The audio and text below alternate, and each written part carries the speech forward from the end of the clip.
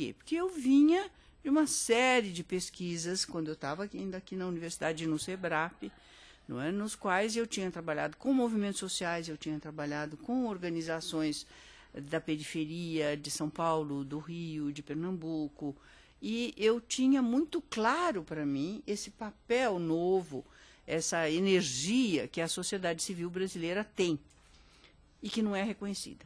Olha, até hoje, já se passaram 10 anos, e até hoje os comentários é muito frequente, hoje é menos, mas você lê alguma coisa, lê um artigo no jornal, na revista, a sociedade brasileira é amorfa, desorganizada, não há participação. Isso não é verdade. Isso não é verdade. Nós somos, na América Latina, somos talvez a mais participante.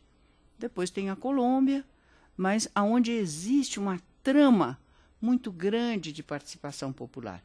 E principalmente se a gente olha com um olhar menos ideologizado para essas coisas e vê o número de associações populares tradicionalíssimas que existe e se mantém. Quer dizer, quando a gente diz que na periferia de São Paulo, até o dia de hoje, você encontra muitos, não é um, você encontra muitos grupos de reizado, por exemplo, grupos de danças folclóricas tradicionais, né? E agora aqui em São Paulo nós temos também as diferentes etnias mantendo a sua cultura e suas formas de associação. Talvez eu tenha isso na cabeça desde sempre, porque a minha tese foi um pouco para mostrar que o êxito dos imigrantes japoneses no Brasil se deve, em parte, se deve a muitas coisas, mas em parte, e a urbanização que houve dos imigrantes que vieram para a área rural, exatamente porque eles tinham associações tradicionais que recompuseram no Brasil e que aqui ganharam novas funções. Associações de jovens, associações de idosos, exatamente, dos mais importantes dentro da comunidade. E, por exemplo, a cooperativa de Cotia, que teve um enorme êxito, a cooperativa contava com estas associações para controlar o preço. Ela tinha uma função econômica imediata, de mercado, porque foi quando se começou a plantar alguns produtos que não estavam fáceis no mercado, como batata, e tinham sempre um problema, né? Se um vende aqui e o outro vende ali, a batata aqui amadurece antes do que aquela ali. Esse sistema de organizações tradicionais era um instrumento, eu estou dando o exemplo mais assim óbvio, né? Era um instrumento de conseguir um êxito econômico, né? Então, isso tudo eu tinha na minha experiência daqui, e o número de associações que eu conhecia na periferia, etc. Então, foi um pouco isso que me levou a esse tema da importância de um diálogo da sociedade civil mobilizada, que tinha contribuições a dar, que tinha já realmente usado uma criatividade muito grande para resolver uma série de problemas, e que isso tinha que ter um diálogo com as organizações governamentais. Não é? Essa foi a função principal do Comunidade Solidária. Nós fizemos muitas reuniões de interlocução e tal, e fizemos alguns projetos que existem até hoje, felizmente, todos com essa parceria público-privada. Quer dizer, com recursos privados. E quando eu falo recursos, não são só recursos financeiros, são também recursos financeiros. Mas, por exemplo, todos os meus programas usam muito uma contribuição das universidades. Essa contribuição é voluntária, mas é um recurso disponível na sociedade civil e que é muito pouco utilizado. Agora, que também para ser utilizado tem que ter certas concepções e certas maneiras de trabalhar, não é? Quer dizer, quando eu convido alguém de um departamento de educação para participar de um programa de alfabetização de adultos, um programa que está organizado, um programa que dá os recursos necessários para que essas pessoas da universidade possam trabalhar, elas trabalham voluntariamente.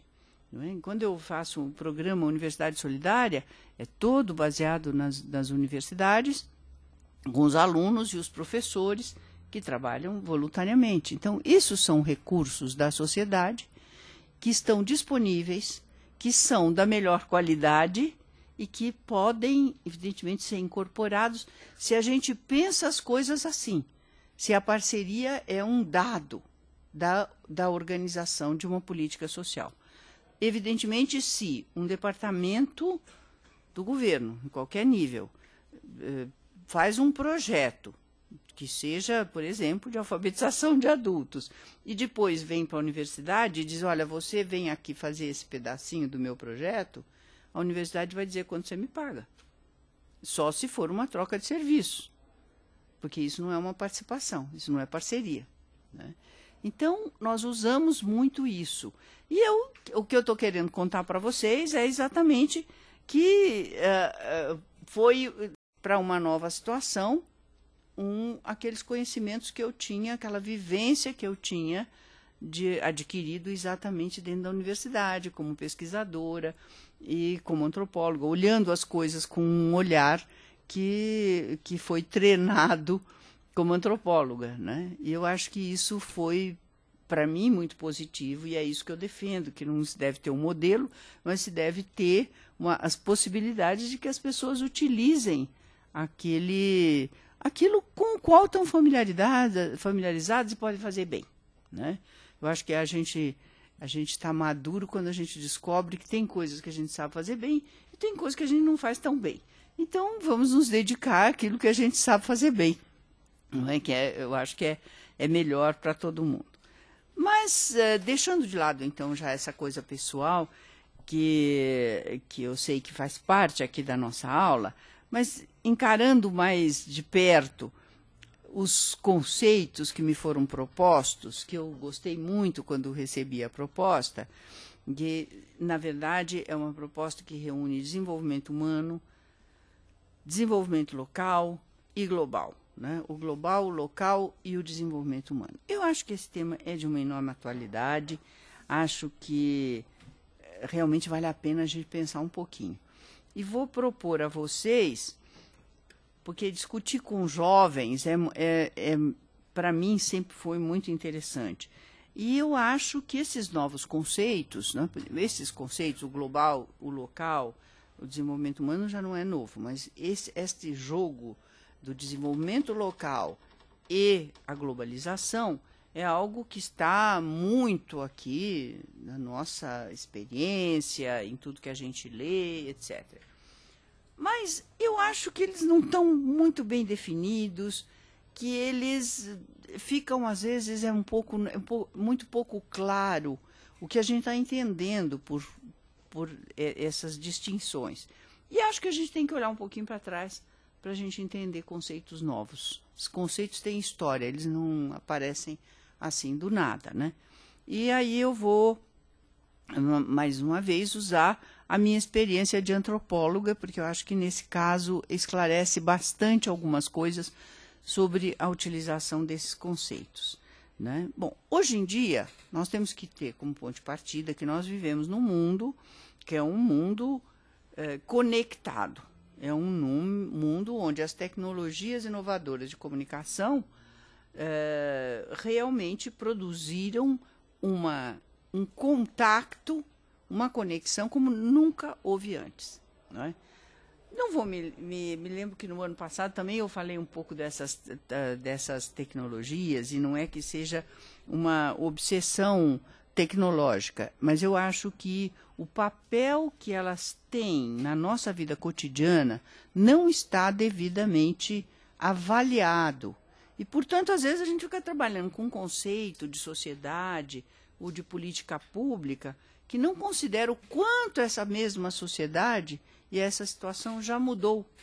E mudou por isso, porque nós temos uma tal troca de conhecimentos, de recursos, uma tal intervenção social tão comum no mundo de hoje, e eu não estou falando isso pensando apenas em todo mundo que está devidamente conectado com o seu computador em casa. Eu estou pensando realmente nas tecnologias de uma maneira ampla e de como isso pega todo mundo, inclusive as camadas mais pobres. Aliás, para as camadas mais pobres, essa mudança foi muito mais importante.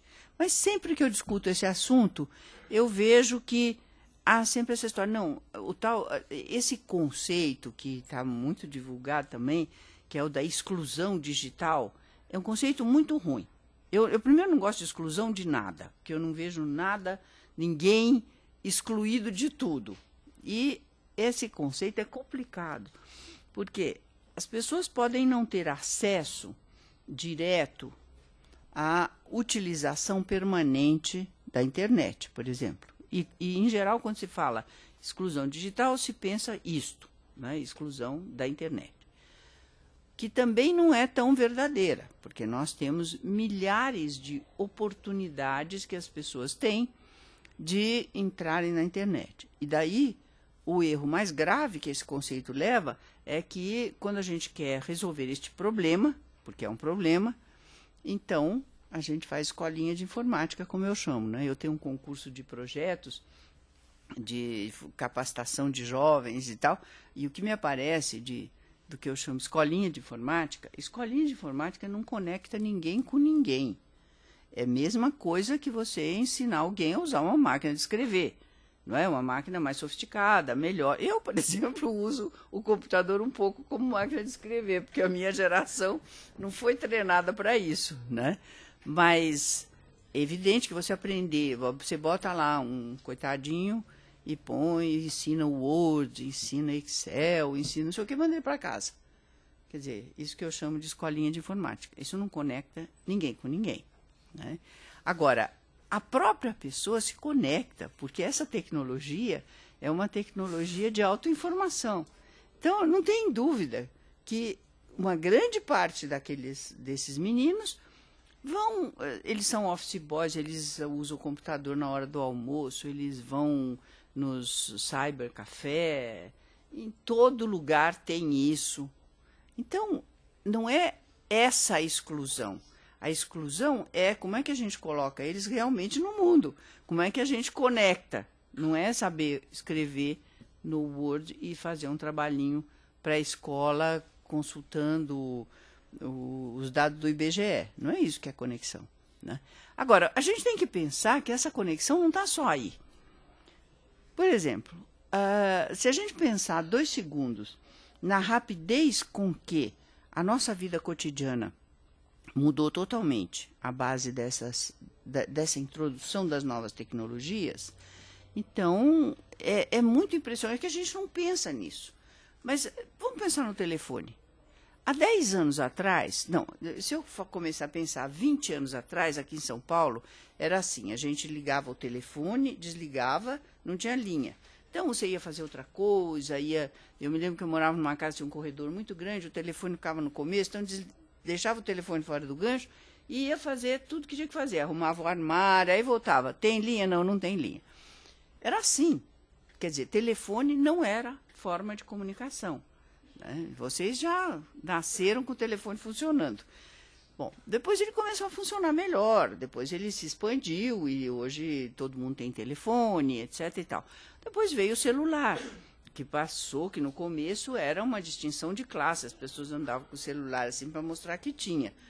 Hoje é o contrário, isso é cafona porque todo mundo tem celular, né? Em qualquer classe, em qualquer lugar, todo mundo tem celular. Isso é uma mudança de vida cotidiana. Agora o celular ele foi ganhando funções. Ele já passa e-mail, já recebe e-mail, quer dizer, ele conecta. Ele não é mais ele não tem mais limitação, ele já está conectando todo mundo. Daqui a pouco ele está recebendo programa de televisão. Parece que aqui no Brasil não gostaram muito dessa ideia, mas no resto do mundo vai estar recebendo programa de televisão. Não é? Então, as pessoas estarão continuamente conectadas como indivíduos.